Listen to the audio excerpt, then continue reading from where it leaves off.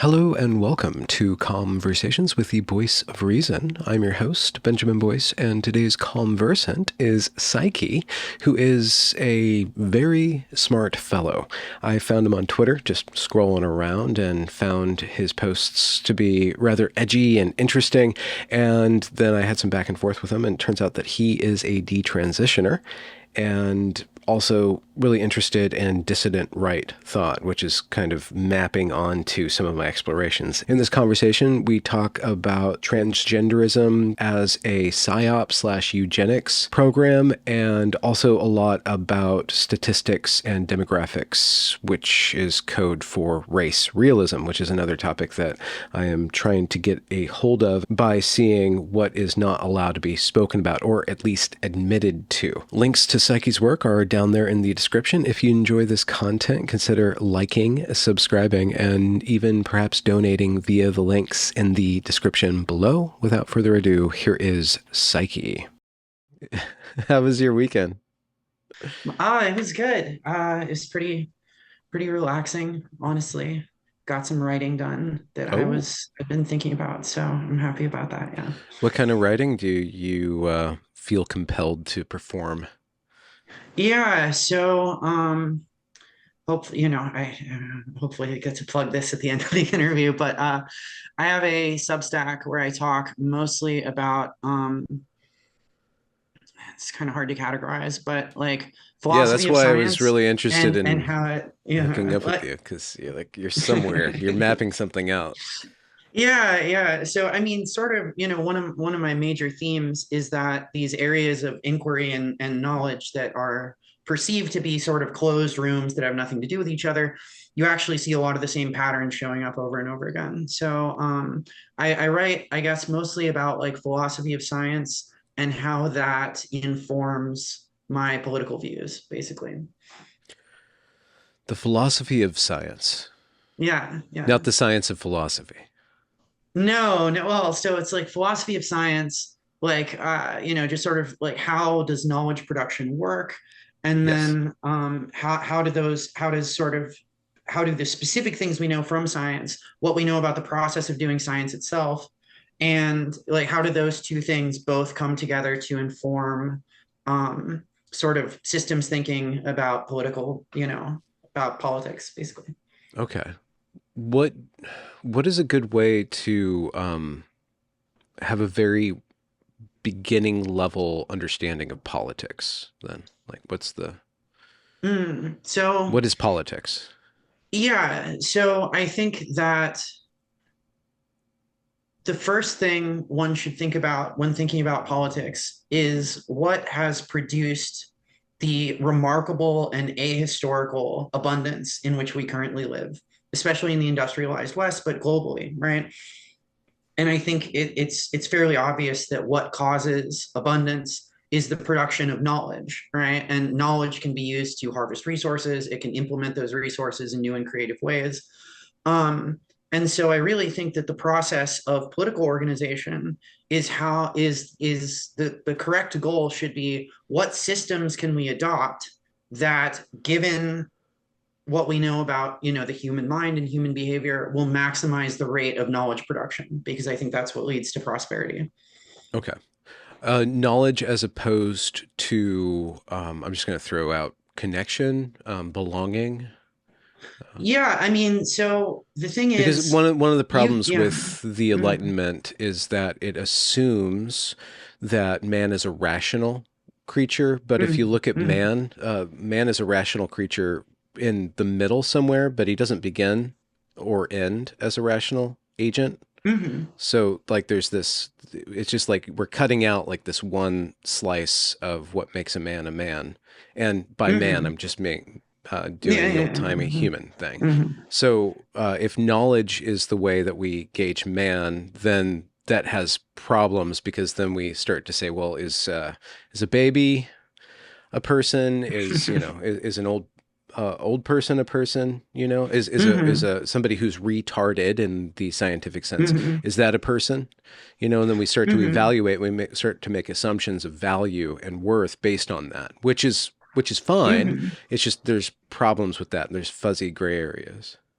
Yeah, no, I completely see what you're saying, and I don't think I meaningfully disagree. I guess where I'm coming from is that I was not intending to answer the general question of what is value, but rather the question of how should we start thinking about politics, right? Okay. Because Okay. I think a lot, really a lot of our modern problems of disconnection come from bringing things into the political sphere that I think don't rightly belong there, right? I Mm. think that unless you actively interfere with this process, people will find connection, right? I think connection is something that's sort of pre-political, and the arena of politics is really just how do we create a system in which we can all sort of tolerate and benefit from each other's presence in a way that maximizes the resources that we can bring to our families and our communities while interfering with those sort of intimate inner processes as little as possible. So I Mm. would really sort of prefer to get politics out of the business of human connection. I think that's done a lot more harm than good. Yeah, well, I was just speaking with Aidan Paladin, who is a monarchist, and one of her arguments for monarchy is that it removes politics from the domain where it doesn't seem to be doing any good, where democracy uploads everything and politicizes everything and makes everybody look at themselves or every vector of being and connection as a potential area of conflict and or power. So how would you insulate politics from the personal? How does that divide begin? uh, Much in the way that this person would. So I think that I'm a big believer that if incentives are correctly aligned, then not in every single case, but sort of on average and over time, people will self-sort into harmonious relationships because it's in their mutual interest to do so. So I basically agree that something sort of more monarchic or feudal is generally better because then the people who are making high level policy decisions really own those decisions, right? Because I think a lot of our modern political problems stem from the fact that the federal treasury is no person's bank account, right? If it was, we would never have ended up in massive amounts of debt, all these things. So I think that responsibility, in a sort of Yeah. elemental sense, requires ownership. And I think that it would never really, I don't see why, a monarch or, an aristocrat would be particularly tempted to meddle in the personal lives of their subjects simply because that's very costly to do. It creates a lot of unrest, and there's no obvious benefit, right? But the peasants themselves obviously do frequently, want to meddle in each other's lives, and if they are given the levers of power to do that meddling with the force of the state, they'll often choose to do so, right? Hmm. So I think it's frankly the remove of that distance of an acknowledged class structure produces a lot of this. Mm-hmm. The other issue, we're getting into so much, and we'll figure out the conversation as we proceed. But I Sure, was sure. just speaking with Nathan Kofness, who is a research fellow Mm, at in Cambridge University in the hmm UK, and he's just getting in a lot of trouble because he's speaking to hereditary differences or hmm demographics differences, and there hmm is a assumption within liberal Western post-Christianity that all men are created equal and that equality or that assumption of equality is making it very difficult for the regime to not slip into this thing called wokeness, which is equitization across demographic grounds, because we were promised equality and the outcomes keep on failing to achieve equality and stuff like that. So what you were bringing up with the class structure, there's also a having differences and maybe releasing some of the pressure of the personal because somebody else is in charge, has ownership, and therefore has accountability for power and for decision. But there's also demographic differences. And you brought up people will sort into naturally harmonious relationships. We haven't seen that. Maybe that's possible because there's been demographic and democratic meddling with different groups and stuff, and pitting one group against each other. But if people are naturally going to sort into groups, there's going to be differences in outcomes and differences in wealth distribution, and that's going to lead to problems, tensions. What do you think about that set of ideas? Yeah, so it's very well timed that you would bring this up because that touches on a lot of the themes in my most recent essay, which is about how equality seems to really be the state religion of a lot of the West, right? Yes. Like we humor ourselves that we're not a theocracy, but it's really just that we permit many franchises of the same one true faith, which is this worship of the sort of blank slate view of human nature, right? Mm-hmm. And this applies to race differences, which again, I want to clarify for anybody listening, these are always statistical, right? We're talking about overlapping bell curves, but of course, what leftists are talking about are statistical differences also, right? It's not as if every Black person is incarcerated or, they're all poor or something, right? So, Yeah, or all just oppressed out the gate. yes, exactly, right. So Unless they if happen to yeah. vote red, and then they're the black face of white supremacy. Yes, of course, yes. But, there are statistical differences. And, really, in reality, everything is a statistical difference, right? We never have perfect categorical information about everything. But this applies to race, this applies to sex differences, right? Differences in, how we relate to different sexualities, even, right? Do we really want as a society to treat even if we agree that it's not a good idea to persecute anyone because of their sexuality, is it a good idea to treat relationships that can't produce children, which, sort of keeps the species going exactly the same as we treat ones that don't? I don't know, that's at least a question that I think should be allowed to be asked. But yeah, I mean, I think about these things in terms of information, right? And I'm a big, something that is a big part of how I approach the world is that it's always better to know more, right? It's always better to have a more accurate map of reality. I don't believe in a noble lie. I don't believe in noble ignorance, right? And I think that part of why we've seen declining rather than increasing social harmony, even as our wealth continues to escalate, our scientific knowledge continues to grow exponentially, is because starting with the Civil Rights Act, we started declaring certain statistical predictors off limits, right? So it's no longer the case that someone can look at another person and use and interact with that person and use the full suite of again, imperfect statistical predictors they have to make decisions, right? From, and it's not just the government, businesses can't do this, individuals, even get in a lot of trouble for doing this, but it's a very natural thing that the human brain does, right? Is recognize patterns, right? You look at somebody and you judge them based on a huge variety of factors completely subconsciously, like their how they're dressed, their gait, right? Their body language, right?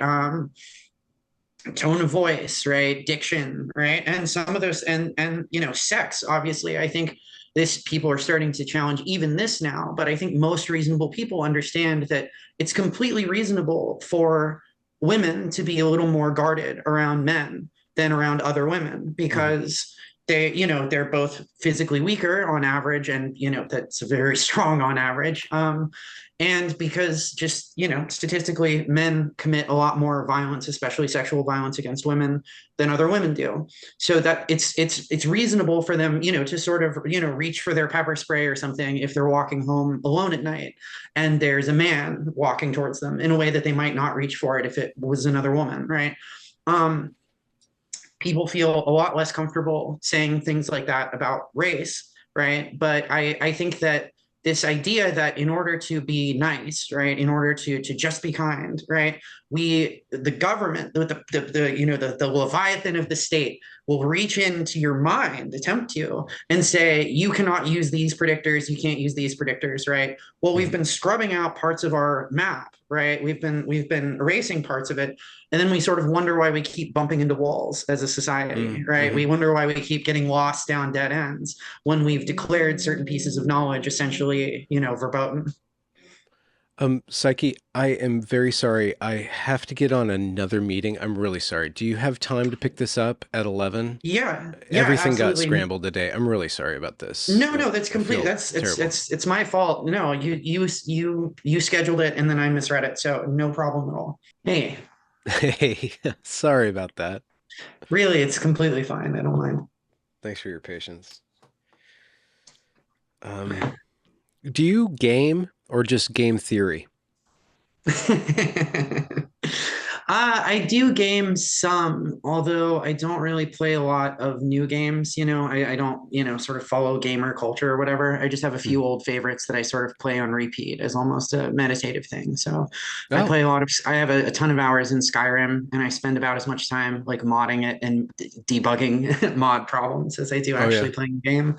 And then I really love the Souls games, like the Dark Souls series, Mm, because at this point, like I've been through them so many times that it feels more like a dance than some sort of like frantic challenge or whatever. And I know the yeah. timing on every boss's attack patterns and everything. It's Wow. it's it's nice, yeah. I love those games so much. I don't quite know Beautiful. why, Just but the they're just art is so great. great. Yeah. I think it's the fact that they're not over explained, right? Like they feel sort of like dusty and abandoned, right? It's not Yeah. saturated with like, it's just little hints of lore, as opposed to, big long blocks of exposition or something that make it feel too transparent. They feel maybe Yeah. obscure or hidden. Yeah. Yeah. It's very inviting. It gets me to really live in it. I'm looking forward to the expansion for Elden Ring. Oh, yeah, I think yeah. I really do think Elden Ring is probably one of the greatest works of art of this century. It's like this century defining art. Like it's Absolutely. peak. 100%. Because, I think like, yeah, so much art is constrained either intentionally or unintentionally by either the need to be extremely approachable or by some sort of, message they're trying to send or something. And Yeah. I really feel like his work is just it's just beautiful. It's beauty for the sake of beauty. Yeah. So where should we begin? We were spurging out about political theory. Yeah, I mean, I want to talk to you about, why, the whatever you it prompted you to bring me on, but I'm also happy to talk about basically anything. I love to talk. So, Well, it was I don't know how I stumbled on your Twitter account, and I don't apologize for calling it Twitter. That's just what I'm going to do because I'm mhm. an old timer now.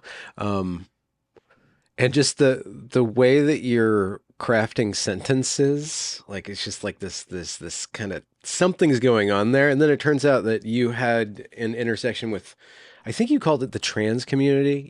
You had some interaction Mhm. with them, or maybe you were involved in that way of thinking, and I was interested in how you think about things and what you think about that trans way of thinking and how that might be an analog in one way or another for, like you said in our first part of the conversation, different, um, other different places of discourse. If the trans community, if that's a thing, is modeling certain ways of thinking and generating certain procedures that are assumptions that are being worked out in other places. It's just with transition, you have the gender sex thing going on, and you have the medicalization model, and you have like this weird kind of relationship between actual capitalism and then the hatred of capitalism, because there would be no transition without medical technology, and there would be no medical technology without like the infrastructure that props it up. So, Yeah, yeah. So this might be a slightly long answer, but so I'm a detransitioner, right? So I was pretty involved, I would say. And yeah, so I was progressive most of my adult life. And but I was never there was some edge off which I could not go because I've always tried to be, a scientific thinker. So for me, I perceived my own my sort of theory of transness or whatever was some combination of like the brain sex model coupled with some amount of sane social constructivism, in the sense that, like, if you genuinely pass and you're perceived as the opposite sex, then sort of by definition people who don't know are treating you as they would treat a member of the opposite sex, so you get like some kind of window into it in that sense.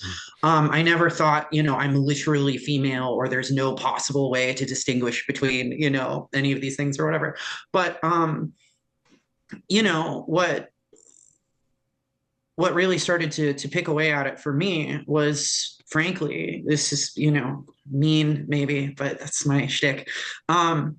Spending time around other trans people, right? So I lived in one of the reddest cities in the country, so the LGBT community was very close knit, and I spent a lot of time around these people. And I think possibly because of my history when I was a child of sexual abuse from men, I have a very finely tuned male creep sensibility, and I'm very protective of that, right? Now I don't really have anything to be afraid of. I'm taller than the average guy. It's not really so much for me anymore, but I still sort of have it on behalf of, other people. And I'm very protective of people's right to be sort of defensive around men, I suppose. And I spent time around other, like, male to female, trans people. And so often, for many of them, I think, not to be immodest, but I think I was fairly attractive when I was doing this, I would get those same exact feelings, right? I would feel that just sort of like intrinsically male sort of prurient attention from them. And I would see them also directed at actual women, right? And I was just like, okay, so it's ringing all the alarm bells in my head that have been rung in the past by men and never once by a female human being, right? And I just, like, it was increasingly intolerable to me that I was not allowed to acknowledge that as what it is, right? As male typical behavior. And then thinking about that just really started to chew away at this issue, right? I looked up the brain sex thing, and I was like, okay, the cross sex shift is, for one thing, far from complete, and, only in parts of the region of the brain. And it only applies at all to about 10% of, male to female people. The rest have completely male typical brains. So if it's not brain sex, and it's also not social construction, because most of these people don't pass. So that means everyone's still treating them as a male, right? Because that's how they might perceive them as a male doing a strange thing, but they're processing them as male. They can't help but do that, right? So what is it exactly? What is gender? It also has nothing to do with sexuality, and it has nothing to do with behavioral stereotypes, which they also don't like, right? So this person can look like a man, behave exactly in sort of male typical ways, be attracted to women, and I know that if we put them in an MRI machine, they would brain scan, they would have like a very center of the cluster, male brain scan or whatever. Even So ignoring the hip bones. Yeah, right, exactly. Yeah, just above the neck type stuff, so I was just like, what exactly is this thing? And I could not get a coherent answer to that anywhere, right? Like, it's always just something circular, right? It's just like, what's gender identity? It's like, oh, it's the gender you identify with. And I'm like, yeah, what is that? Right? Like, what predictions about the world would you make, based on someone's gender identity or whatever? Did you run into the Blancharddian typography? And what was your thoughts on that? Like AGP? Yeah, no, I think it's basically accurate, right? I think, like, for me, it was a complex of things, but I do think that, like, AGP played a role in my reasons for transition, and that was easy to see after the fact, right? And I've actually spoken with a lot of these people, right? I'm acquainted, I'll say, with Michael Bailey, and I've spoken at some length with Phil Illy, who wrote the book Auto Heterosexual, and I've read a bunch of these papers. Because I have a stats background, I can read most papers in the sort of psychological and social sciences, because the only really technical parts are the statistical analysis. And yeah, I'm convinced that the two-type model is the best description we have of male to female transsexuality. Less sold on the idea that there's an analog for FTM, that's like autoandrophilia. It seems more dubious to me. But women's sexuality is truly a black box. Yeah. And it's not symmetric, right? Which sort of gets into the other part of the Yeah. question you asked about like the connection between this and other issues is it's not obviously nobody thinks that, I shouldn't say nobody, but people don't think that Hmm. female sexuality is identical to male sexuality, but it's also not just a mirror image of it, right? It's not everything with the colors inverted, right? It is not only not identical, it is not symmetric, right? And this is the sort of theme that I saw. This all kind of coalesced for me, and I saw the broader picture during a very intense mushroom trip on December 31st, 2022, where I was just like, this is all nonsense. I don't believe any of this anymore. I don't like these people. They're weird. I Hmm. don't like, it has to be okay to acknowledge reality. And like the themes I see that are coherent between this and other political issues are an erasure of difference, right? The idea that different people are different is intolerable to, the state religion of equality, the blank slateist view of human nature. The idea Yeah, that there not are just difference, intrinsic, just yeah. just definition. Like Mm-hmm, the yeah. border between one thing and another. Mm-hmm. So yeah, that's the other thing is there, just like people do the same thing with race, but they've sort of resurrected and rehabilitated the continuum fallacy, right? Where if you can find one seemingly ambiguous case between two categories, that renders the categories useless, right? Which is nonsense because an example I use in my latest essay is like if you had two, like a box with a divider in the middle, and in the one side of the box you have oxygen or something, right? Oxygen gas, O2. On the other side of the box, you have nitrogen gas, and so you label the one side the oxygen side and the one side the nitrogen side, right? And they've got quadrillions of gas particles in them. If you moved one oxygen molecule to the nitrogen side, right, by their logic, it's now incoherent to call it the nitrogen side, right? Even though it's like 0.01% of the thing or whatever. Hmm. And Hmm. like this is fundamentally an invalid way of reasoning, right? This comes from people who reason verbally and not spatially or mathematically, right? Which is the fact that like even Oh. 60/40 still provides information, right? And the way that thinking essentially works is you combine a bunch of these different imperfect statistical predictors to form expectations about the world, right? And Yeah. they fundamentally hate this process, right? They want to sort of force all our statistical distributions to be exactly flat across all of space, even when that's not what is real, right? Because Hmm. they think the sort of Hegelian view is that you can conjure things into being by expecting them, right? So they think if we flatten out, the if we sort of erase the map, we can erase the territory, right? Hmm. Yeah. And the persistent failure of this, I think, is the reason why so many of them are so unhappy. Hmm.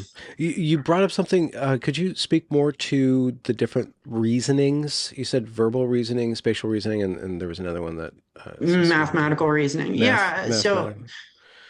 And you why know, isn't that yeah. that's like the origin of the word cell, and then there's the Mm-hmm. other cell, like a word cell, and then the Shape rotator, yeah. shape rotator. Okay. Yeah. So, I mean, the thing is, psychometrics is another thing I've become very fascinated with in the past year. But we know intelligence is mostly unitary, right? It's mostly a single phenomenon. And the way we know this is by people think that somehow, like IQ is a narrow measurement or something, and it couldn't possibly be less narrow. Like the way, excuse me, G, the general intelligence factor, was originally defined, is that we gave people a huge array of cognitive tests, right? And not only like pencil and paper type tests, like this includes like reaction time, marksmanship, right? Just like any sort of cognitive performance task. And what we noticed is that people's scores on any one of these were highly correlated with their scores on all of the other ones, right? We Okay. never found a cognitive test that was anti-correlated with any of the other tests, right? So this means that like Hmm. you can sort of picture these different tests as like lines in a space sort of passing through the origin and forming like a tight little bundle, right? And then we can say these are all highly, close to parallel with each other. So you can sort of use a procedure called principal component analysis to take the sort of statistical center of mass of all these things. And we just call that G, the general intelligence factor, that sort of maximally predicts the widest range of possible performances, right? So it's mostly one dimensional. That explains most of the variance, but you can break it out into subscores if you need more sort of resolution or whatever. And people do this all kinds of different ways. They'll say like performance IQ, there's all these breakdowns, but I generally like to think about like mathematical or logical IQ, which is the ability to sort of think computationally, visual IQ, which is the ability to picture things in your head and move them around and reason visually, right? And verbal IQ, which is pretty self-explanatory. And we notice patterns in different groups of people in the subscores, not just in the overall scores. And so, for example, men tend to have a visual tilt. Women tend, broad statistical statements tend to have a verbal tilt, right? And then different other, demographic breakdowns are different on these axes. But the issue that often happens with people who are, relatively high in verbal compared to the other, subscores is that human natural language does not perfectly map onto reality, right? Like the English language as opposed to mathematical language, right? Does not necessarily track reality very well. And if people don't have an independent sort of cognitive process by which they understand reality, and then they're just using their verbal skills to describe it. But if instead they are literally reasoning verbally about the world, it's very easy to make mistakes. And it's also very easy for dishonest people to sort of hide their assumptions in the sort of folds and creases of, sort of fuzzy verbal reasoning, right? It's not even malice. I would venture to expect that verbal reasoning is tied to narrative making, and narrative just is inherently ethical and moral. So if your moral assumptions, if you're guided by morality, you're going to have problems with reality because they don't, Yeah. they're two different realms. Yeah, exactly. And this is why I think we see so much moralistic fallacy from people on the left, people with verbal tilts, Yeah. is the issue is that like it's funny, no one would ever say this, but people seem to tacitly have an assumption based on the arguments they make that nothing like mean can ever be true. Right. Like they think there's some Newton's fourth law is that like nothing that ever distinguishes between the groups kind can ever universe be true. hypothesis or something. Yeah, no, they do. Like the same people who will say like we're all stardust, it's vast, uncaring, nothing, seem to think that like nature has guaranteed us that the blank slate hypothesis is true somehow. And like this is nonsense, of course, but it's really the only premise that makes sense of a lot of their argumentation. Well, there's that old adage that you can't reason a man out of something that he didn't reason himself into, which isn't necessarily true in what we're talking about now because they have reasoned themselves into it. So it might be the case that you need to reverse engineer reasoning in order to argue them out of that position. Which goes to say that the whole thing of calling something a fallacy doesn't work. It works for them to call somebody a bigot or a hypocrite, but it doesn't work against them ever. Because I think that they understand, and this is a political critique, they understand power. They just understand that winning is the only. I mean, they fairness is their goal, but they have to win in order to institute their world. So until they have power, they're going to give lip service to fairness and be completely unfair. So I bring that up because we can call all these things a fallacy. It never works. It does that line of critique doesn't work for the left. And I wonder, you having been a progressive and then reasoning into wherever you are now, which you haven't described, so I'm not going to pin any labels on you just yet, but you reasoned yourself out, or you came to your find Jesus moment, or escape the commie moment, whatever it was. So I'm just wondering, having gone through that process, what are other vectors of arguing people off the ledge that they're pushing society toward? Yeah, so I think that the solution here is that your description is absolutely correct, but it's not correct for all of or even the majority of people who sort of politically align left of center, right? Okay. I think you're accurately describing sort of far left, self-conscious communists, right? Who are, Marxists who are saying like, yes, I've actually read the books, I understand, I am intentionally being dishonest in the service of my political project, or I think I can say something perhaps that's not true now, but I believe if enough people say it, it will conjure itself into being true, right? Mm. That's a very small minority of people who support even, some like pretty damaging policies, right? Like, youth transition and stuff. Most of these people do believe they have reasoned themselves into their position, right? They do believe that they're engaged in rational harm minimization or something, right? And the Mm. thing is, we don't need to appeal to the craziest fringe of people because they are constitutionally incapable of holding or wielding any kind of institutional power, right? They only have such enormous influence in our society because more reasonable and responsible, sort of the adults in the room on the left, assume that these people have some kind of point and assume that their positions are justified by something, right? And so enable them, right? Like I don't think sort of the C-suite at BlackRock are, like Hegel reading communists, right? I think that they assume that those people's positions are based on something that they're not. And when somebody, even if their deep drives are emotional, when they're convinced that they've reasoned themselves into something, you can sort of walk that back and show them, where that process might have gone wrong. Does it work every time? No, but it doesn't have to work every time, right? We just Okay. need a certain critical mass to beat these things. Where it, what happened for me, the sort of the foundational things I changed my mind about were it was really just a few, like two or three facts that factual beliefs, not moral beliefs, that I had to change my mind on, that just all the, flipped the whole Othello board over, all the Mm. stones sort of turned over. And it was one, the absolute, the reality of sex differences, right? Sex differences in cognition. I never went so far as not believing in, sex differences in the body, but just the reality that men and women behave differently and that not taking this into account will lead to women getting needlessly hurt and assaulted, right?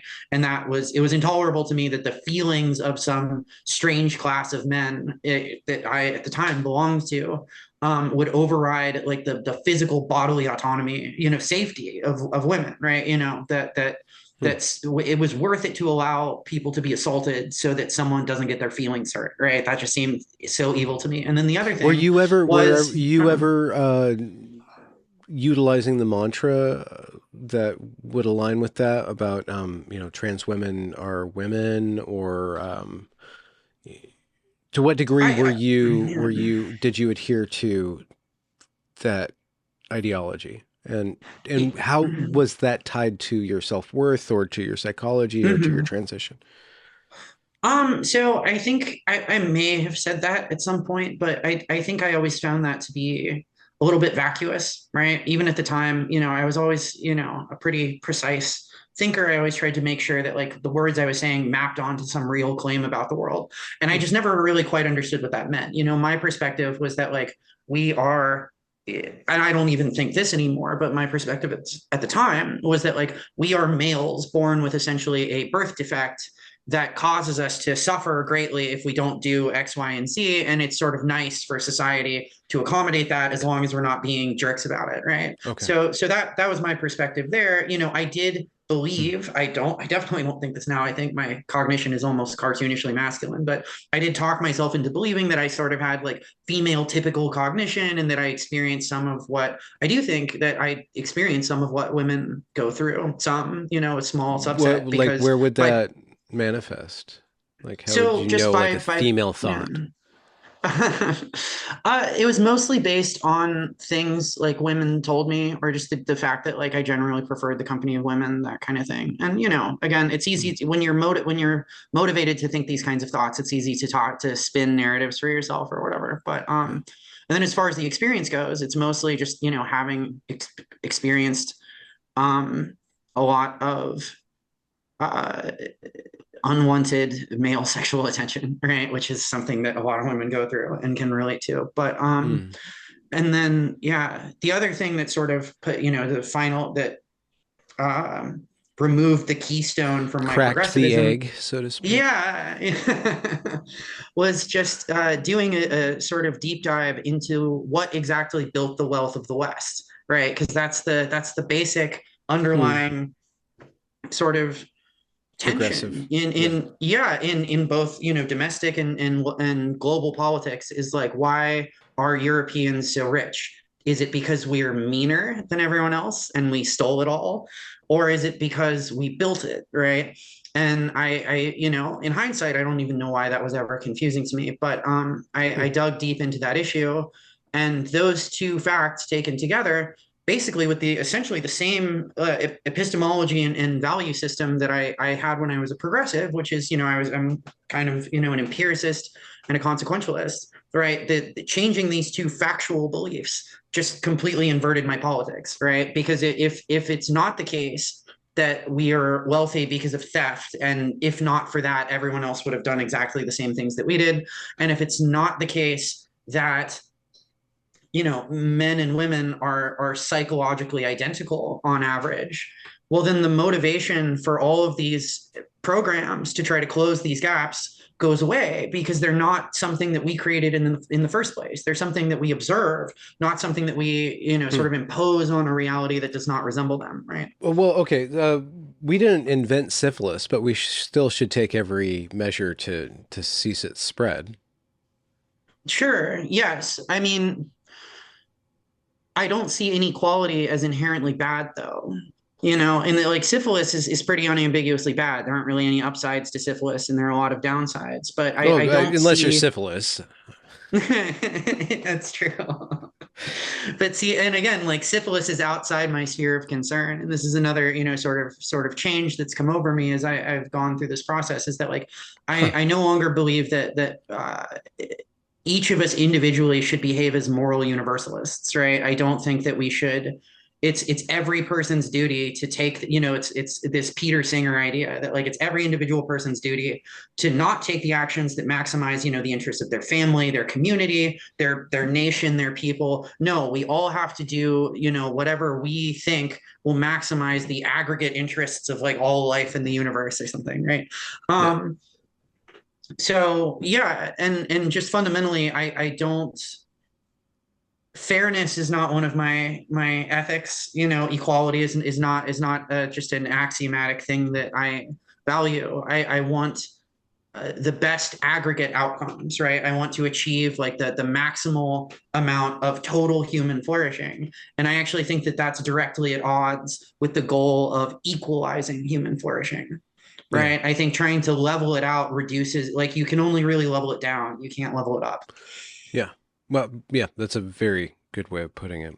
This is really interesting. You're just describing the transition to a right wing type of thought, just Mm-hmm. axiomatically. And I don't know where you go with that, but that would be, you're really closely defining what I see as right wing thought. One, there's this really interesting diagram that Paladin posted from a research paper that mapped the morality of left and right people, and it graded it from self, family, community, state, or nationhood, all humans, all life in the universe itself, and the left is more oriented towards universalism, where if you look at the chart, they care more about bugs than they care about their babies.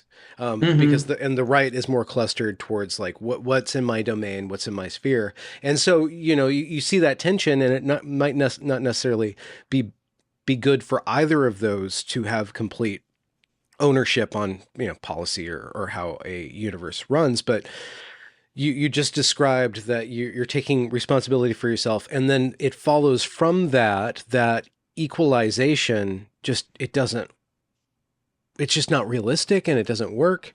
And so what is, I guess I'm trying to figure out if there is a dichotomy, and maybe that is going back to what you're saying about like men and women aren't necessarily even same in their differences. It's not like a map this way or that, but maybe equality and excellence, or just to make a alliteration out of it. is the Mhm. trade-off. You're like, equality doesn't really matter. Excellence is what matters. And then what follows from that.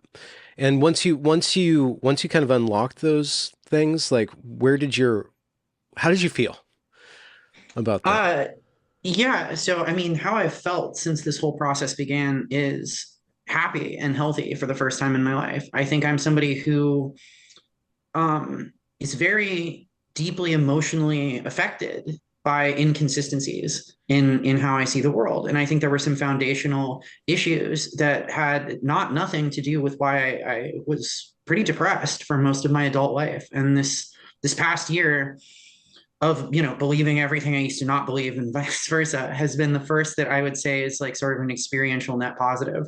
So it was Mm. relieving, right? I think there were a lot of things I kind of knew in the back of my head, but just wouldn't allow myself to sort of process and integrate. Um, and yeah, I feel a lot more in touch with my emotions, right? I feel more in touch with sort of energy generating emotions like joy and Mm. pride And and rage, and your less. intuition is clear, more immediate, or Yeah. So, I still am somebody who works very hard to try to make sure that my views are generated by some kind of process that's likely to map well onto the world, right? I try to be methodologically rigorous in how I form my opinions. But yes, I have become much more comfortable um, asserting my intuitions, asserting my aesthetics, asserting my preferences, right? I don't feel like I need anyone's permission to value the things I value anymore, right? Because hmm. I've abandoned the kind of collectivism of the left, where, if you have values that they don't approve of, that's like a big problem, and everyone in your community will ostracize you and shame you or whatever. And I don't care about any of that anymore. Mm. I'm completely willing to be hated because the cost of suppressing myself is so much greater. And how did the trans identity melt away from you, and to what degree was that trans identity dependent on a collective way of thinking? Um, Really, I would say my trans identity was related to one, the fact that because of the abuse I'd suffered, I sort of didn't like men and masculinity. And I think I was sort of running away from that. But I think in it that's perhaps too self-exculpatory, because I think in a broader sense, I was running away from the responsibility of being a man, right? Like being a man is a sort of hard-edged thing, right? Especially for those of us who believe that, sex roles aren't based on nothing, right? Like it's a colder world, and it's a world where more is demanded of you. And in certain ways at least. And I think I was fleeing that in a sense. And so the process was gradual for sure, right? My politics were completely inverted while I was Hmm. still presenting as a woman. And I uh what I decided at one point was that I definitely, if it wasn't too late, wanted to try to have children, right, at some point in my life. And so I went off Why? hormones. So because I think that so there's both the abstract reason that, I now believe that many very important traits are highly heritable. And I have a relatively high opinion of myself, and I think there should be more people like me in the world. And, I think I sort of always felt that way, and sort of felt like I was running away from the responsibility of doing that, but also just sort of unlocking my emotions and just like allowing myself to feel myself as a creature, right? As a living, evolved Darwinian creature, put me back in touch with those drives. It's just, of course I want to have kids. What? That's what we are, right? We are replicators at the most basic level. And I think denying our evolved nature comes at a huge psychological cost, right? I think that's why, liberals have such worse mental health than conservatives, is because they're sort of fighting their nature in a way. And like they think that we are infinitely reprogrammable, but we're really not. There you can reprogram your prefrontal cortex, but it will then always be at war with the other parts of your brain, right? Mm. And Hmm. that's unpleasant. So yeah, I just, I want to create a legacy, and it seems satisfying to me. I would like to have a family. So I went off hormones, and once my natural hormonal profile reasserted itself for the first time in 4 years, That's one way to I was say just kind of like, it. yeah. I kind of looked around and I was like, what am I doing? This is Huh. silly, right? Like, it's just, I Huh. feel like every time I go out in public, I'm like sort of tacitly lying to people, right? And honesty is such a huge thing for me, especially now. And like, Wow. it's also just exhausting, right? Like you're constantly thinking about like what other people are thinking about you, right? You're like, how is that person perceiving me, right? Like what are they thinking right now? Like what do they see when they look? And I don't want to think about what everyone else is thinking all the time, right? It's so much more relaxing to just be Mm. like, I don't care what they think, right? None of that matters. I am just, their opinions are irrelevant, and you sort of can't. It's hard to feel that way when you are putting on an act, essentially. So I was Mm. just like, this is exhausting. I would like to stop doing this and just, especially if I'm not going to be on hormone therapy anyway, I'll just be a guy again. So I had my implants removed and quit, basically, just quit doing it. Just quit. Yeah. Yeah, and I feel a What lot did better. what did you do with regret or shame about that? Or did that just kind of leave you once you left it? Yeah, no, I don't really have any regret or shame. I mean, I would have a lot of Hmm. regret if my fertility hadn't come back, but luckily it did.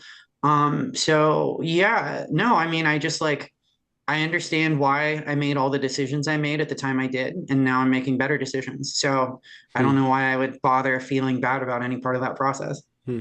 What do you think about what is? I guess there's two ways that I wanted to go with this, but I was going to think about other potential or current, present detransitioning males or detransed males. Like uh, what kind of support or advice or wisdom do you think is could be out there for the men who are going through the process that you have gone through and that you are going through?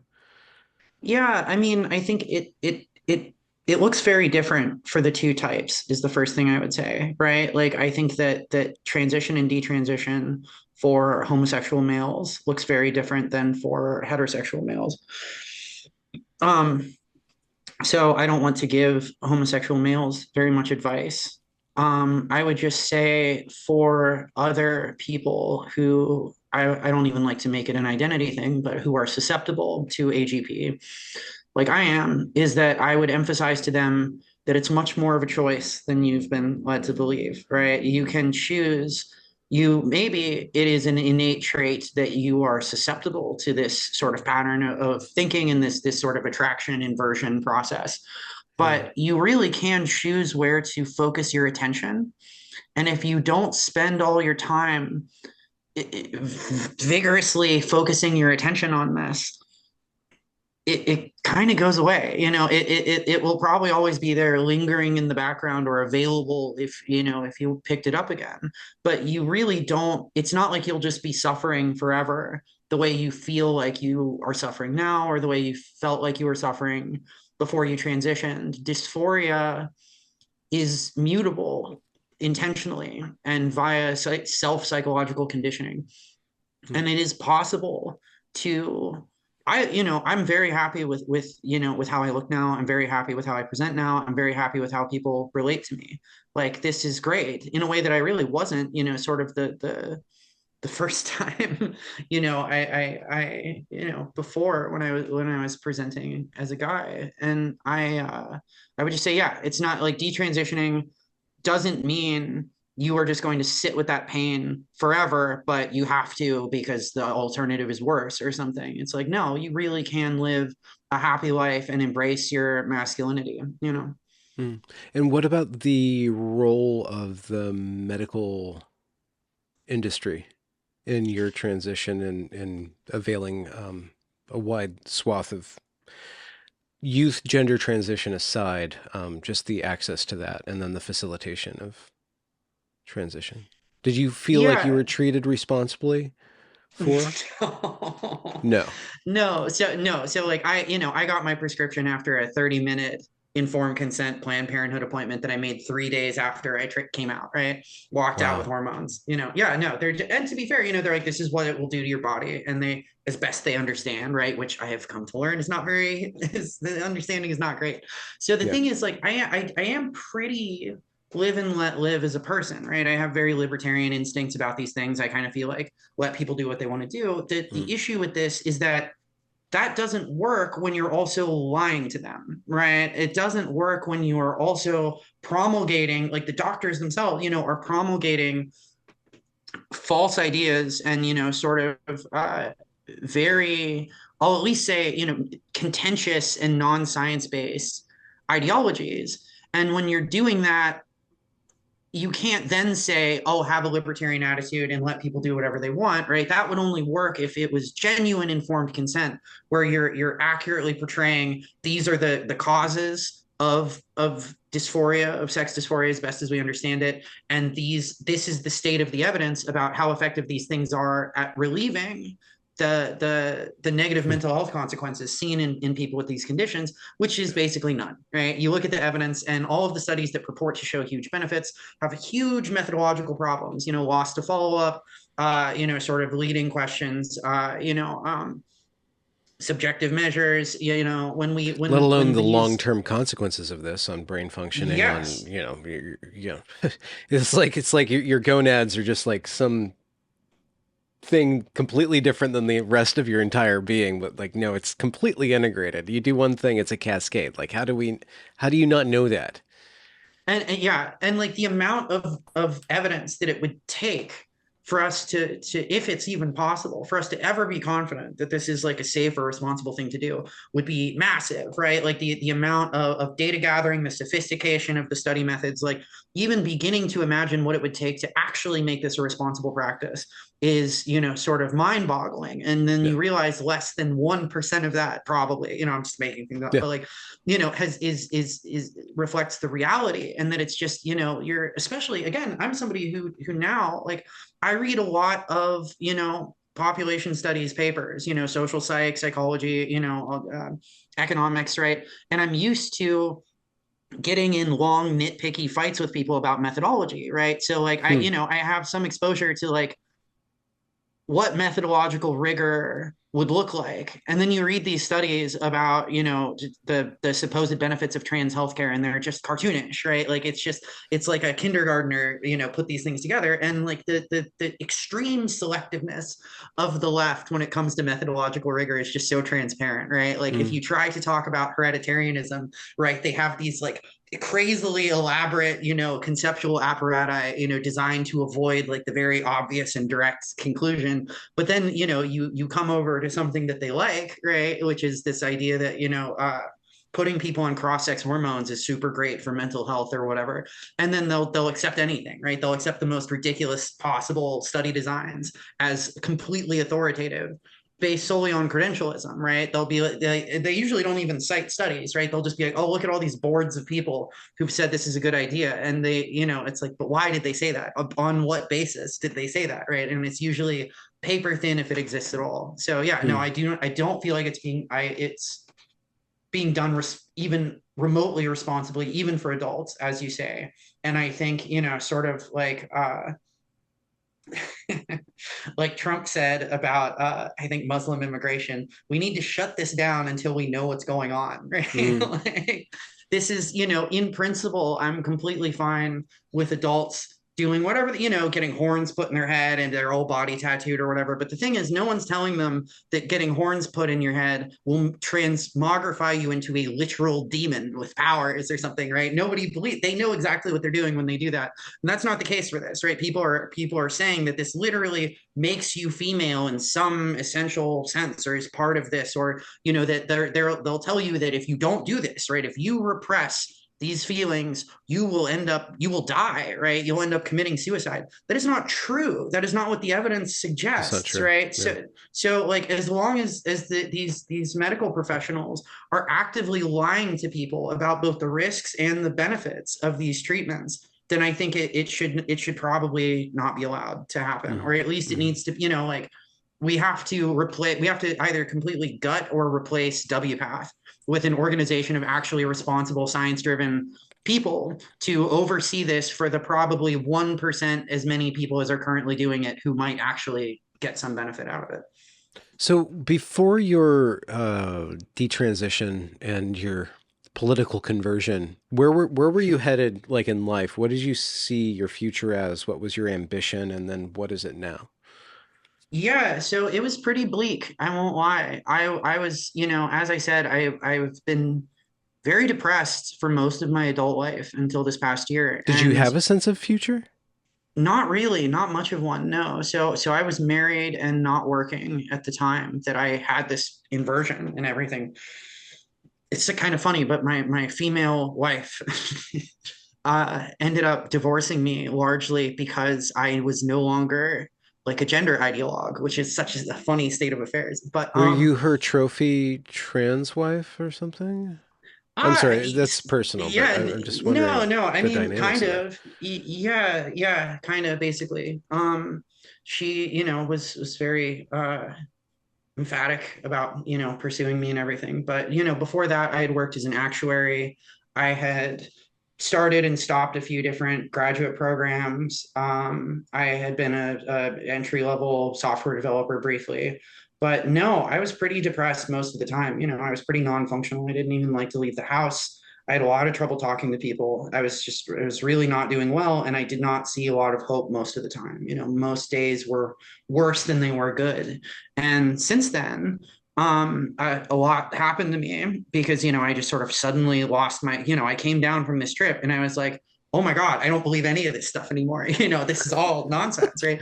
And like, I very quickly after that lost my home, and Wow. I was a prostitute briefly. I drove for Uber. I did all kinds of, I was just like paying for hotels, cheap hotels a week at a time, and I I eventually sort of calmed down and uh, moved back in with my family and got my implants removed. And I'm currently recovering from surgery. And right now, as soon as I'm healed from that enough to do so, I want to join the Navy as a nuclear engineer. Based on previous conversations with them, that is where they would want to start me, basically. And at the time, they didn't really know where to put me because I was, sort of a half transition person there, and that's completely reasonable. I think that was a fair decision on their part. But now that I am, sort of morphologically normal again, That's one way to put it. I'm very excited to do that. Yeah, no, Wow. I like a lot of stimulation. I don't mind physical discomfort, and I think it's a really great credential to move from there possibly into either the defense industry, right? Like the private defense industry, or possibly politics. So that's what I'm looking at right now. The the toll on your generation, that this gender ideology plus the medicalization model of this gender ideology has taken is incalculable, especially considering that the high likelihood of not just mental health issues, transitioning, but gifted, highly intelligent people gravitating towards getting caught up in this, and then stunting, like with child transition actually being retarded by this stuff. But also the amount of like brain power that you spent on emulating womankind that was then not put into, I don't know, discovering clean fusion energy or something like that. Like an Yeah, entire generation being suppressed by that. It's almost like a psyop. I mean, I'm not I really was gonna say conspiracy minded, but geez, if you wanted to no. set a I mean, country back.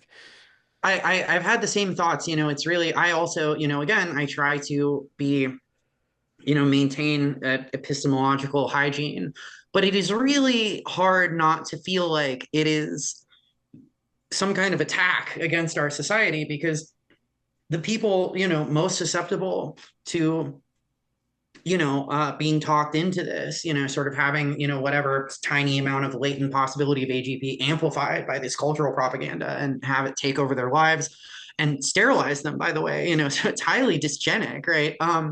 It's people who are like high IQ autistics, in the MTF demographic. And like, that's horrible. You're exactly right. Like it's so many, and luckily a lot of them do eventually wake up. I know a decent number of people who are Mm, actually, have chosen to maintain their physical transition, but have woken up to the ideology and have shifted very far to the right, like me, and mm, mm, it's because, I think that the people who are needed to correct this societal cancer of like toxic empathy, right? Just like, and it's not even really empathy in the sense of mind modeling. They're actually terrible at modeling other people's minds, but just of agreeability, right? Of just going along with things because you don't want to offend anybody. You don't want to say anything mean, right? Like, niceness is more important than truth, right? It's like high IQ autistic people are exactly what you need to counteract that. And they're being subverted by this thing. And whether that's just sort of an emergent systems property, some sort of mimetic virus that has no engineer that just sort of evolved, or whether it is mm, an mm. intentional sort of constructed attack by some group of people who wants to see Western capitalism fail. I wouldn't venture to guess, but if you were constructing an attack, you could hardly do better. I'll say Hmm. that. Yeah, racial tensions, confused sexualities, Mm-hmm. promote alternative sexualities other than the ones that are materially productive, and then Mm-hmm. sterilize the smart people. Yep. Yeah, it's pretty perfectly horrible. Well, you mentioned the riot. So what is that about, and where does that go? What's the state of the group of ragtag individuals who the GOP kind of is the front, supposedly the representative of, but doesn't seem to be the case. Like, what is the right? What is it up to? Should it be up to? What do you think? What are your thoughts on that? Yeah, so I mean, I think that the right is I don't disagree with your sort of disdainful assessment. It's a mess, right? Because the left is a crazy hodgepodge of different interest groups of people, but they're united in what they hate, right? Which is sort of, like Western, you know, uh, capitalistic constitutional societies that that produce industrial progress and scientific knowledge. That's what they hate. Based So on the they can nuclear all, family, yeah, yeah, exactly, right. hierarchy, Based respect on for authority. yeah, right. These evolved social structures that have served us so well for so long. So even though like a lot of the black community might not really be on board with a lot of the weird sexuality stuff, and like similarly like a lot of the LGBT community might have some sort of like latent uh racial biases or something, they can all get together and vote for the thing that's tearing down society, right? And on the right, we sort of are neither united in our foundational philosophies nor in our goals for the country, right? So where I'm at is more sort of the um like the neo-reactionary side of the movement, right? So like Nick Land, Moldbug, right? Curtis Yarvin, the sort of Nietzschean right, it's sometimes called, right? And we don't have a ton in common with like Christian conservatives, right? Who have like sort of often are much less concerned about a lot of the issues we care about, like immigration and demographics, and are more concerned with certain like social issues. And I'm definitely not saying social issues don't matter, but they always want to push the envelope and take such extreme positions on these issues, like abortion, that it really kind of shoots us in the foot, right? Like the number of people in the country who want full bans with no exceptions for anything, right? No exceptions for rape or incest or anything like that is so vanishingly small. And it's almost like they want to lose, right? They're just like, whenever they get the slightest win, they're like, okay, we got a tiny win. Now make it 10 times as extreme, right? And do it that Mm, way. So hmm, I would say that like if they're what I want the right to do. And ironically, I completely understand why people don't like him aesthetically, but for my values, Trump is pretty good for this in terms of like where he shifts the balance of power in the party, because nobody really thinks Trump's a Christian, right? Like nobody Yeah. believes that. Yeah. He's a New York playboy, right? Yeah. And there's nobody really thinks he cares about abortion. Nobody really thinks he wants to like outlaw homosexuality or something, right? Like those, like, he mostly wants to cut his own taxes, which I support, not because they're his taxes, but because I think it's good for growth. And he wants to heavily restrict immigration, right? Especially like uncontrolled immigration over the southern border, which are things that I agree with. So I'm hoping, not because we deserve it based on our really pathetic cooperative abilities and institutional efforts, but I hope just because of the sheer rage that leftist overreach has engendered, we can sort of fumble our way into a better political situation. Or, this is another theory people have put forward, the allergic reaction that so much of the sort of establishment has to him will just result in the conflagration of the federal government and the devolving of a lot of power back to the states, which I also think would be a net positive for the country. So Mm-hmm. that's sort of where I'm at with that, right? Like I attract a lot of right wing followers because of my content, and a lot of them are wonderful. A lot of them are people that I've had a lot of great conversations with, but a lot of them are just not very smart, and like they're definitely they don't share any of my commitment to being careful in thought, right, and being careful in how we form beliefs about the world. And I sort of have this attitude of like, thank you for your Mm-hmm. views, thank you for your Yeah. retweets, but kind of be quiet and Interesting. let the adults talk.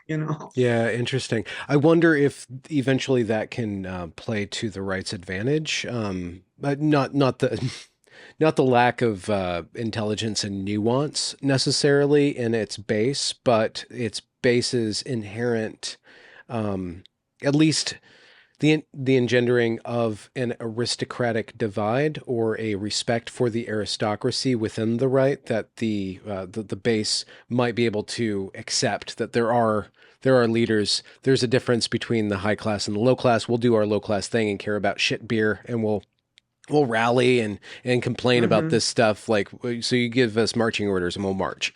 But it might be the case that there is already so much democratic mind rot even on the right that everybody thinks that, oh, my voice matters, like, and nobody knows when to shut up and nobody can take orders, and then nothing will actually happen in a smart either diplomatic or I don't want to say militaristic in an actual sense, but like in a real politic, in like in the friend enemy distinction and in things where it does really matter.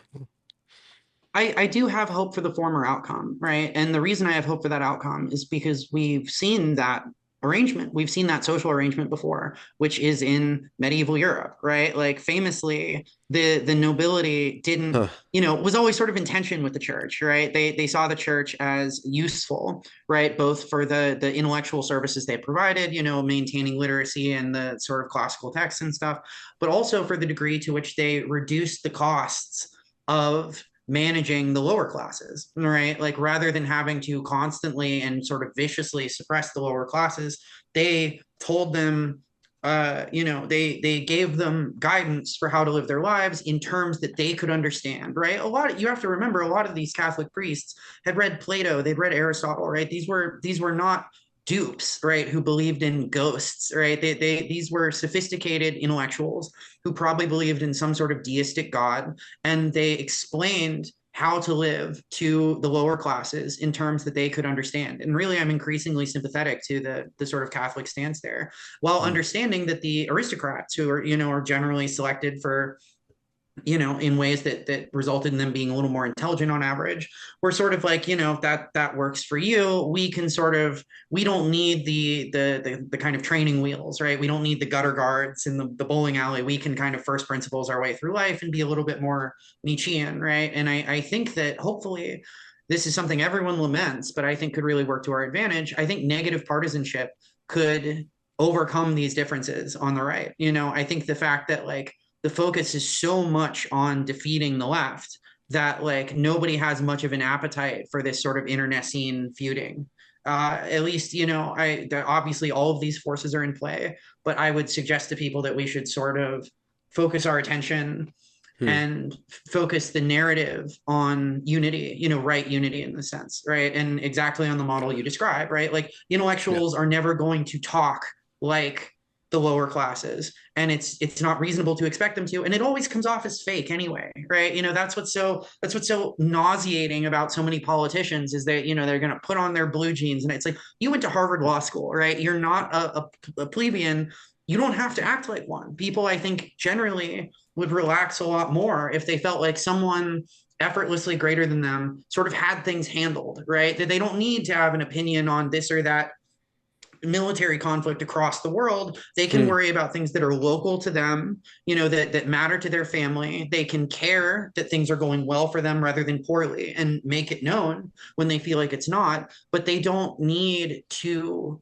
We don't need, every man a priest, every man a scholar. I think that would actually help people relax a lot more, and I have some hope Yeah. with that. Yeah. And also, we don't need to overvalue the elites or undervalue the elites. That's one Mm-hmm. thing that needs to be made a distinction of, that the elites are, our current crop of elites deserve all the ridicule and more that they Mm-hmm. get.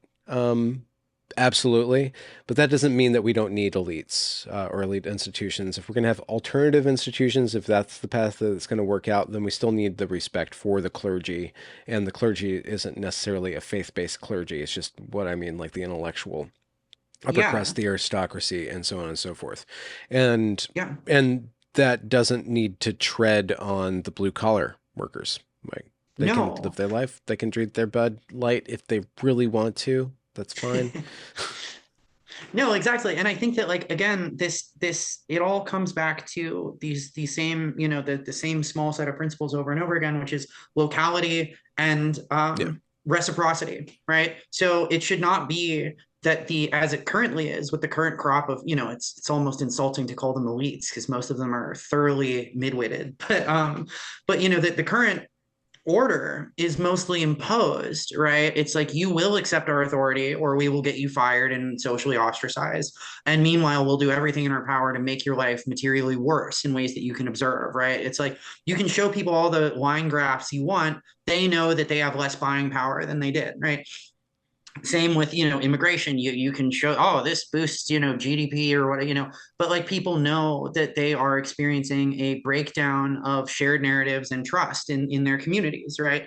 They know this, because they can see it with their eyes, and they won't, be talked out of that. And I think that a healthy relationship between, the noble class, of which the sort of priesthood is a subset, with the priesthood is sort of the interface layer, right, between the nobility and the people. Hmm. A healthy relationship is one in which the people can materially see the ways that they benefit from this relationship, right? Yes. It has to not only be mutually beneficial, it has to feel mutually beneficial, right? When people went to the priest and they filtered through the language of, the stories these people knew, gave them life advice that really is based on evolutionary computation, right? This is what we have found through painstaking trial and error over hundreds of years works, right? When they gave them advice that they took home to their families, implemented, and then their lives got marginally better, right? When taxes were lowered in times of hardship to sort of alleviate the burden on them, they could feel that, right? When invaders came in and destroyed some village or something in a way that's horrible, and they know this because the survivors came and talked to them, and then those people were defeated and kept out, that was something tangible to them that they could experience a benefit from. So I think good governance Hmm. is the contract, right? And I think people would be a lot less anti-elitist and a lot less resentful of Yeah. the elites if the elites were Not transing mutualistic their instead of kids and robbing parasitic. their, Yeah, yeah, parasiting, yeah, their exactly. pocketbook. Yeah. Yeah, they perceive the elites as enemies because the current elites are their enemies. That perception is correct on their part. It's just Well, not I mean, true that, the current yeah, elites are, I mean, they can't get any more bald faced in their hatred of the plebs at all. I Um, know. trotting out like white rural rage bullshit and all this stuff. They can't seem to help it. No, it's like, again, it's like they're at the stage where they think that like they're tired of of hiding their contempt, right? And they think they have enough Yes. power to simply just sort of reveal the game, right? And be like, yes, we hate you. We're going to try to reduce your population and replace you with people that we think will be more pliable. We disdain everything you love, everything you value. We value the opposite of. Eat it, right? And we have to make sure that they are wrong and that fails, right? Well, what's the solution then? Are you do you ascribe to a Yarvanite FDR 2.0 kind of thing, where somebody comes in with the express purpose of cutting off the heads of all the agencies and rebuilding from ground zero, and in 200 days, like completely restructuring the all the agencies and stuff like that, or Yeah, I mean, so I think that any solution is going to have to be pretty heavy-handed and authoritarian, at least in its short-term methodology, because like, war you footing, know, kind of. yeah, like endless openness, doesn't work when you're already infected, and I think we sort of have to clean the rot out of these institutions. I think there are a few ways this could go, right? Like, frankly, there are ways in which the Supreme Court could just sort of torpedo most of our problems almost instantaneously. Like, for example, if they were to issue a ruling that greatly narrowed the interpretation of the Interstate Commerce Clause, right? That removes the legal legitimacy from almost all federal agencies, right? They're almost all based on very flimsy extrapolations of the elastic clause, right? And also replacing the specific personnel in agencies is almost as good as getting rid of them, but yes, basically somebody needs to come in with enough of some combination of popular mandate and support from the industrial parts of the industrial sector to, in a very heavy-handed way, just eliminate, drain the swamp, right? Eliminate all of the uh, it's hard, it's I like to sound smarter by using less loaded language, but the traitors in our government, right? The people who clearly do not have the best interests of the current American people at heart and are not operating in that way, right? And there needs to be a reckoning at which the ship is violently yanked back onto course. That does need to happen. I don't know exactly what that will Hmm. look like. I think there are several different ways it could go, and they're, with varying levels of sort of turmoil and pain in the adjustment period. But it's simply not acceptable to allow things to continue as they are. So no matter how low our absolute chances of success are, we simply have to each pick what we think is the least unlikely path forward and pursue it wholeheartedly, because the default state of affairs is flatly unacceptable. Yeah.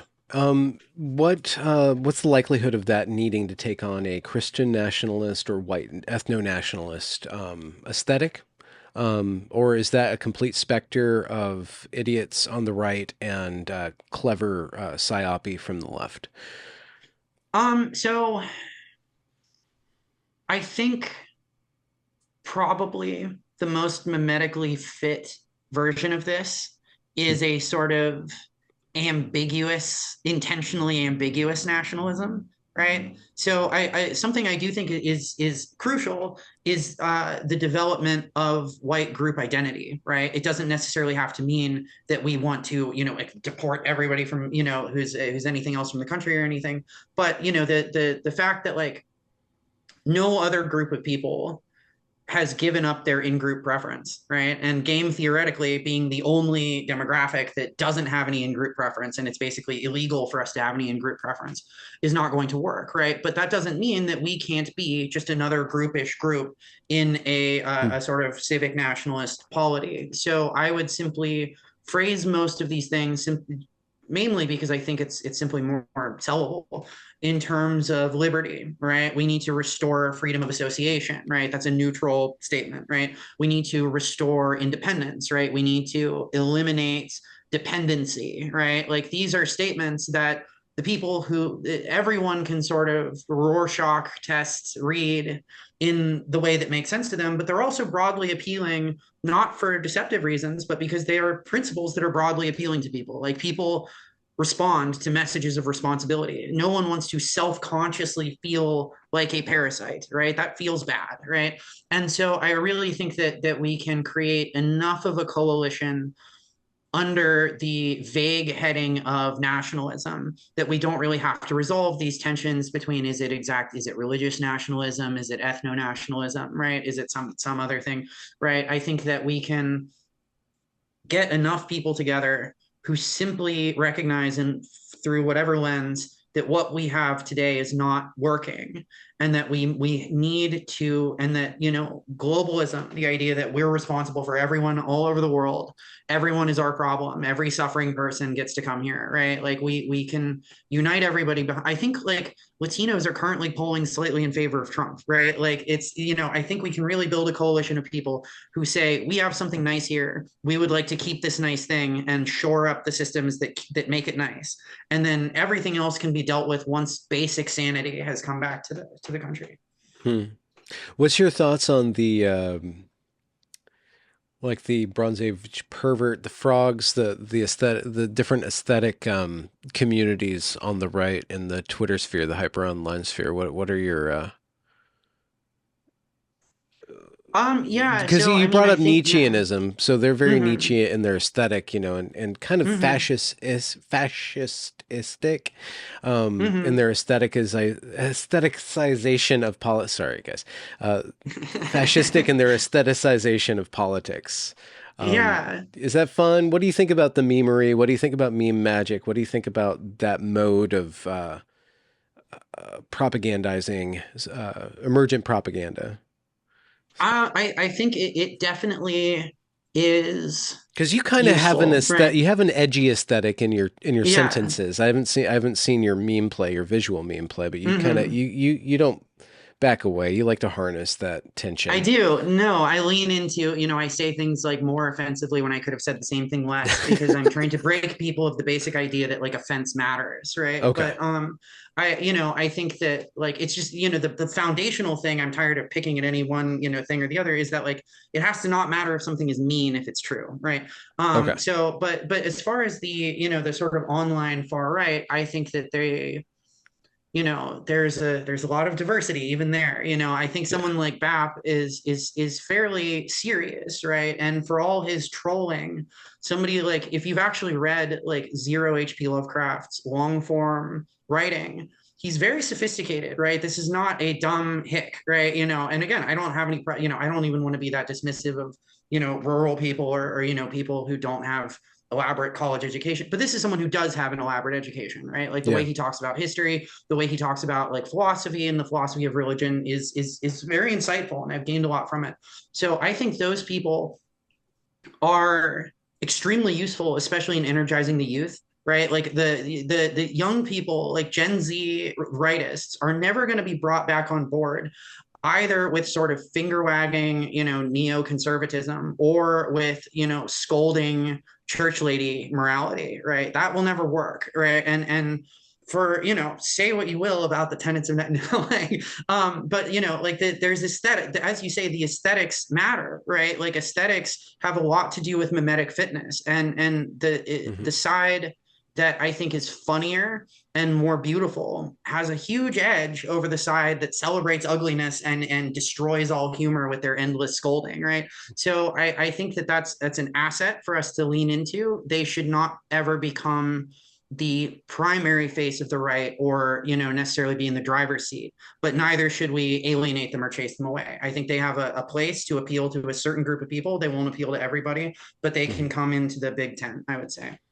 I don't want to go here, but I just have to go here because my curiosity is leading, and I'm the dog which that tail wags. What about the anti-Semitism or anti-Semitism that pops up Mm-hmm. in the right a lot?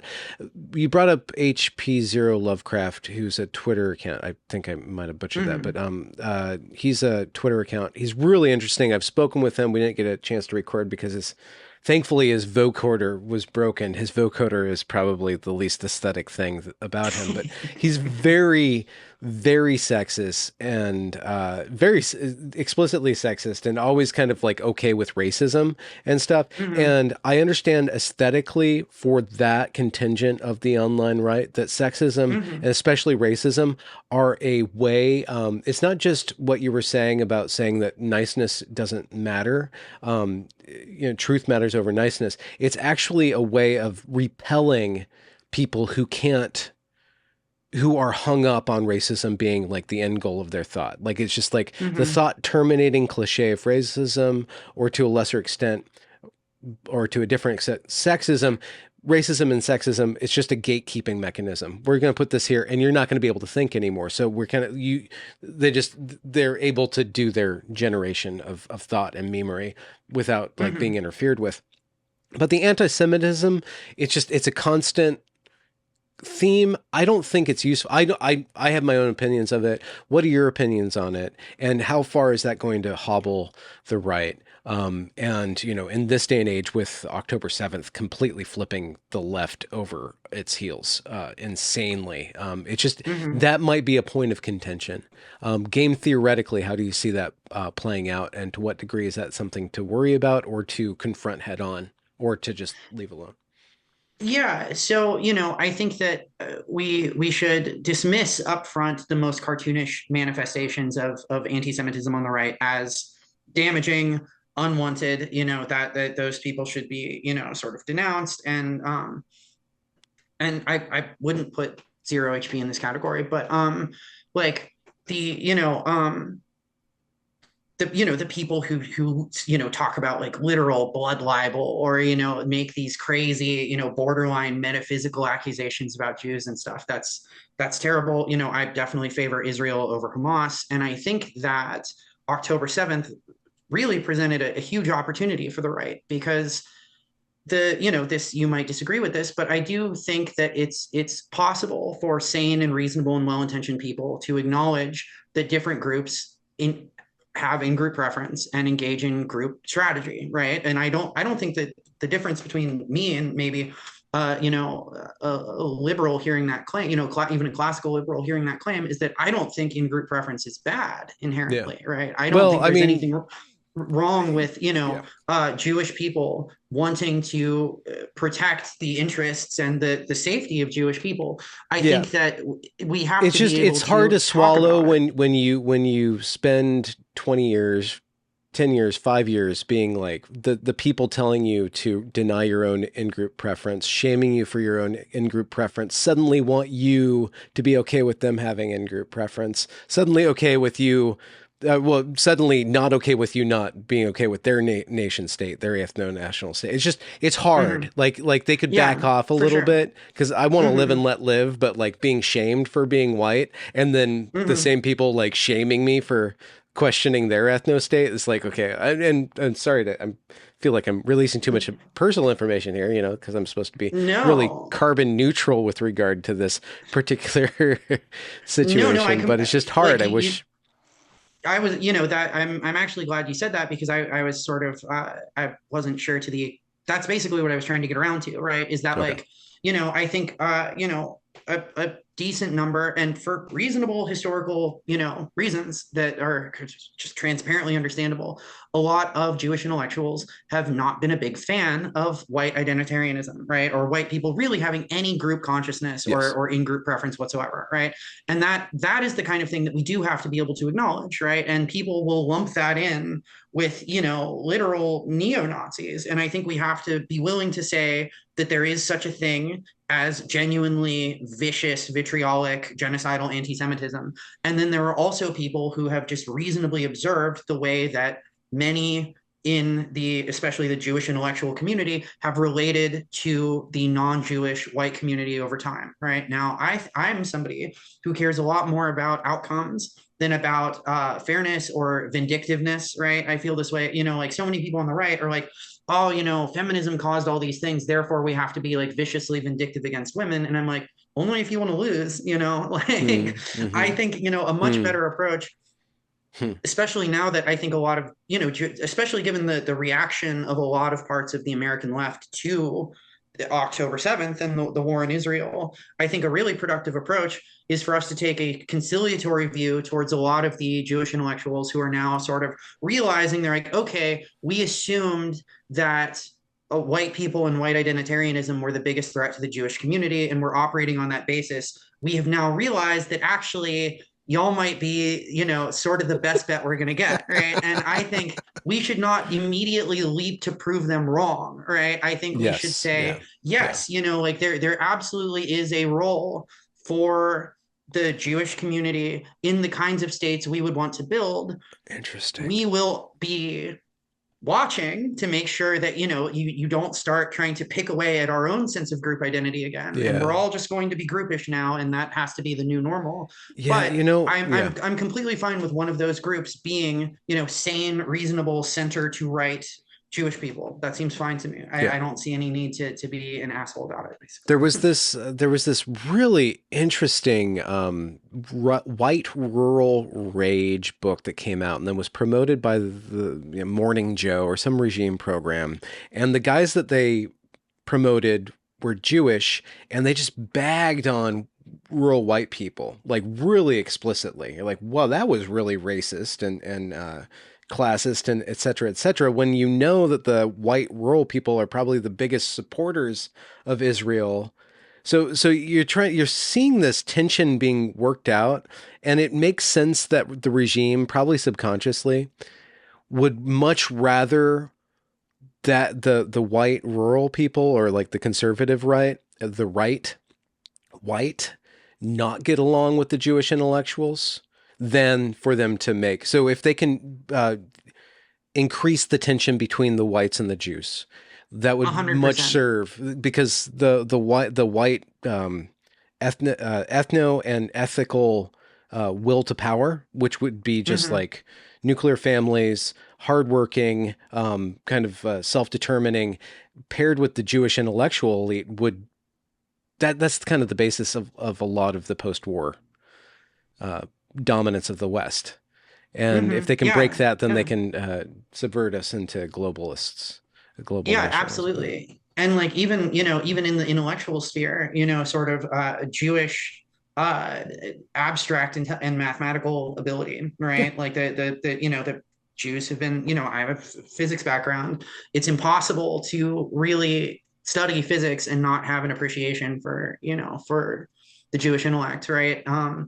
Coupled with Anglo-Germanic engineering ability that's born of that visual intelligence, right? Which is something Jews score a little lower on, right? So I think those Hmm. are a really powerful combo when they can be arranged harmoniously. I think that the Yes. Jewish community is, in principle, a huge asset to us, and I think that the ask, right? I think the reasonable ask from us to them would be to say, not only distance yourselves from the sort of this new religion that some of us too, but a lot of you helped create, but take active steps to dismantle it, right? And that's what I see somebody like Bill Ackman doing, right?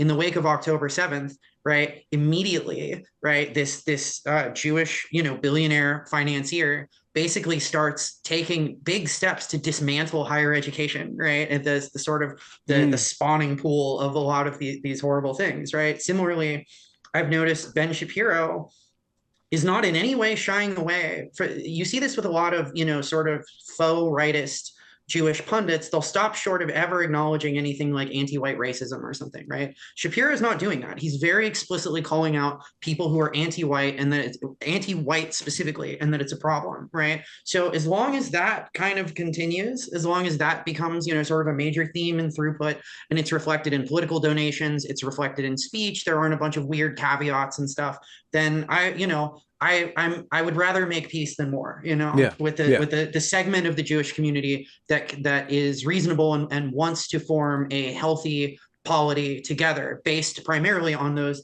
Western political and ethical principles, right? And then the segment of the community that insists on postmodernist neo-Marxist thought, and on, parasitizing / attacking the institutions that sustain them, needs to be sort of distanced from the community and cast out. But yeah, no, I don't see any need to collectivize it onto all Jews. And I think that's a huge mistake, and just it's such an own goal, because, the basis of a lot of anti-Semitic sort of attitudes are that it is a fact that Jews have a lot of power, both financial, institutional, and cultural.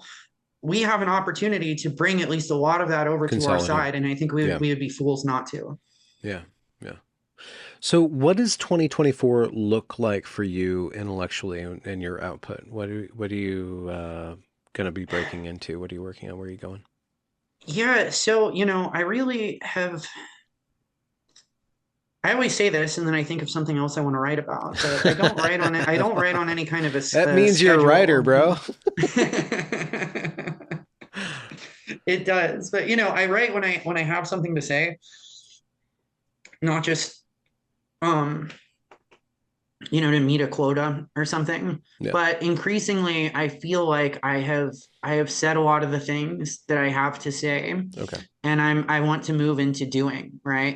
So again, like, as soon as I'm healed, I'll be joining the Navy, and from Hmm. there, I really want to focus more on getting into the rooms that matter with the people that matter, and taking the active steps to try to put things back on course. I think I have most of the intellectual framework necessary to sell that to people. I think and for me personally, to be convinced that I know what is right and what a good direction to go is. It's not all just ex post facto justification. This is a process of me deciding, what I think about the world, and where I think it needs to go. So yeah, I think I'm sure I will still publish from time to time, but Hmm. I want to start doing. Hmm. Where can people find you? So my long form content is on the Substack Inferring the Attractor. INFERRING. I'm sure you can link it below. And Is this your dating my website? All right. Do you have an imaginary no, girlfriend? attractor in the physics sense, right? Of Hmm. of Statistical a cluster. tendency of matter to form certain patterns over and over again, right? More Okay. often than chance would predict, right? Yeah. In other words, basically the idea that the space of possibilities is not flat, right? Um, Hmm. and my Twitter handle is @MindEnjoyer. Hmm. So yeah, that's where you can find me. That was this has been a great conversation. Thank you so much for diving in with me on this and opening up about this. I'm gonna have to edit that first part into the second part, but you're freaking phenomenally brilliant. What's your age, may I ask? I'm 30. You're 30. Okay. And I'm when did 30. you Yeah. when did you start to transition? Like just in your mid 20s or? 2019. So I was 26 at the time. Oh And wow. then Okay. I was trans for 4 years, and then I detransitioned hormonally maybe about 3 months ago. And then I Wow. detransitioned, I had my implants removed about 3 weeks ago. So Okay. How long do you expect the healing process from that to go on? they said 6 to 8 weeks before I can like do push-ups and stuff again. Like, I Okay. want to get back into a little bit of shape before I join the Yeah. military. But Wow.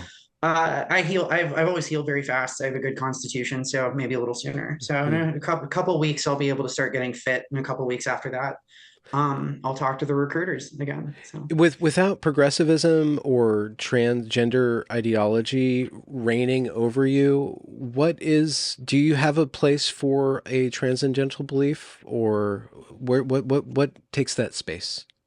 yeah, so this was part of I again spent most of my adult life as a not just an atheist, but a very aggressive atheist, new atheist. I went to an American Atheist Convention backstage pass, the like listen to, literally thousands of hours of atheist content at this point. And like I maintain a lot of those core values, which is that we should be careful about what we think. We should not believe things only because they are pleasant. We should believe things because we think they're likely to be true, right? I agree with all of that. But I've come around to, I guess you could call it a kind of deism, right? Where certain pattern, and people can read about this on my Substack, but certain patterns and tendencies in nature, without having to posit any sort of ectoplasmic meddling with the laws of physics or anything, they you can identify certain regularities. You can identify, a sort of directionality of the history of life and complexity in the universe that from whence you can sort of infer this attractor, right, that's drawing us upwards towards ever greater complexity via the mechanism of Darwinism. And I don't know what to call that except a God, right? I don't know what to call this obvious teleology in nature, right? The fact that like the same patterns recur over and over again on every scale. The fact that there is directionality to our existence, right? There is, in a very literal sense, not in even a poetic sense, although that too, a reason why we exist, and there is, and we can align ourselves with that reason, better or worse, right? And the reason itself is sort of outside all of this, right? We don't do these things to please this principle. It's simply that like if you don't align yourself with your nature and with nature more broadly, you will tend to suffer, right? And if you do, you will tend to flourish, right? Both immediately and personally, and on a civilizational scale, and even moving up to a cosmic scale. So I see a a sort of naturalist's God, and it has transformed me emotionally. It is not a dry intellectual conclusion. The fact that there is something to aim at that is unambiguous, that is outside myself, right? That is not merely, my own pleasure, my own ambitions, it's curating my own sensorium. There's something external that feels worthy to me to dedicate my life to. So Yeah. yes, absolutely, I've become um in a sort of idiosyncratic way, quite mystical. And Yeah. especially when I'm speaking in a sort of less guarded way, I use a lot of spiritual terminology, right? Like spirit, ghost, demons, gods, right? And I mean something when I say these words that, in my view, is completely compatible with a physicalist description of reality.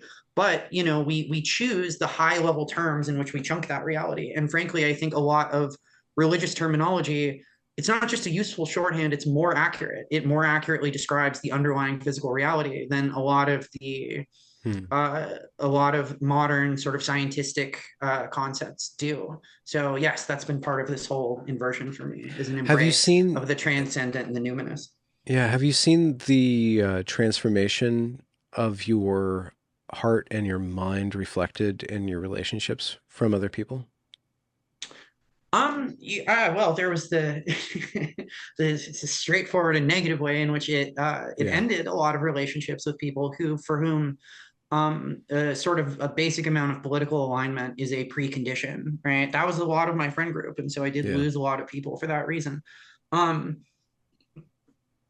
but I've also found that I always describe myself as an introvert. I always describe myself as very shy, awkward. I would freeze up and be very tense. And like it's become so easy for me to make friends, right? I do lose people sometimes because I have a lot of beliefs that are sort of against the state religion and are things that really cause people to sort of freeze up and shut down. But I also find that it's much easier for me to form relationships in the first place, right? I am not afraid really in some deep sense anymore. There's a kind of being afraid that I just don't think I'm capable of anymore.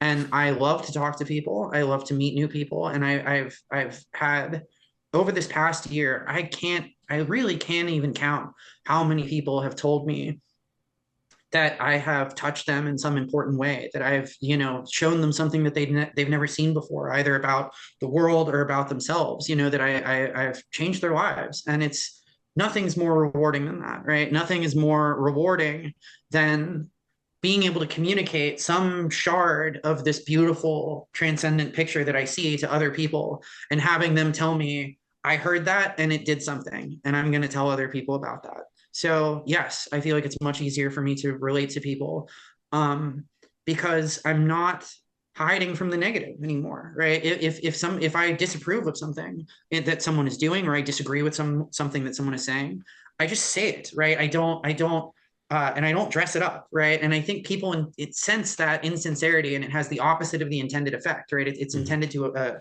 avoid offense, but really it communicates condescension, right? And so I think that just being sort of see-through in that way, right? I just the things come in, and then I just say the first, the most direct and clear version of exactly what I think about the things people say. And I think, based on my experiences, people find that very refreshing, and it has costs. It's not a costless way to be, but it's Mm-hmm. so freeing for me, and it's been so rewarding for so many people, or they've told me so at least, that I would never consider going back. That's great. That's great to hear.